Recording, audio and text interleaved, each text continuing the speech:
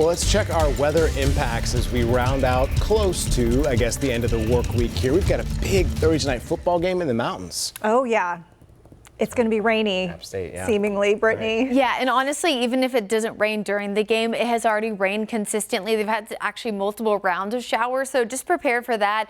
We saw some students, it looked like, wearing ponchos and raincoats, kind of walking through on our App State camera earlier. We will see a few brief showers possible for App State for that game tonight, although I'm really not seeing a significant risk of thunderstorms, which is really a bigger deal. And then overnight, morning fog, more sunshine tomorrow, and really only an isolated shower or two heading into the day tomorrow. Here's where the rain is right now as we zoom in. You can see a lot of it pushing further south. So this just passed through parts of Watauga County earlier, now pushing into Caldwell, thankfully weakening as it does so. But really the heaviest rain, this little cell here just north of Pineola near Avery County. So it's just to the west of 221. At least for now, we are dry further north, although there is some rain near North Wilkesboro. I will say that though, if it continues its path south, would miss the Boone area.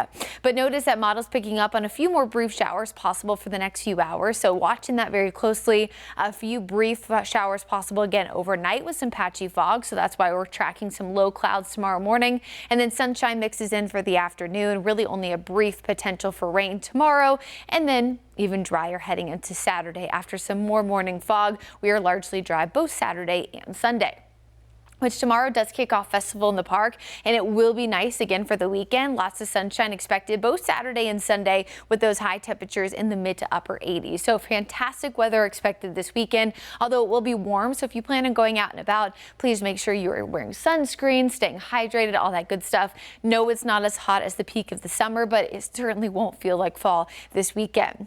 Lack of rain across most of the deep south over the next week. So that's great news for those still dealing with flooding left over from the non-tropical system earlier this week. But our eyes are turning to the Gulf of Mexico, really the southern Gulf and the Western Caribbean into next week, where potential development could start to move closer to that area. You can see it shaded in orange. Essentially, the reason why it's shaded, but there's no big red L, is because the system, the area of low pressure has not quite formed yet. But this is an area where signs are pointing to that potential heading into next week. We, of course, will be monitoring that very closely. Otherwise, we have two areas of low pressure out there in the central part of the Atlantic Ocean. Low risk for both.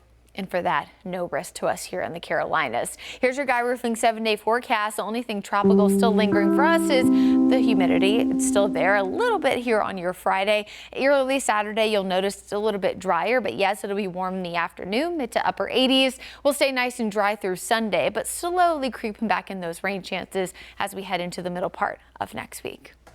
All right, Brittany, thanks for that look. Whether it's light showers, rising temperatures, or severe storms, we want to help you get ahead of that forecast.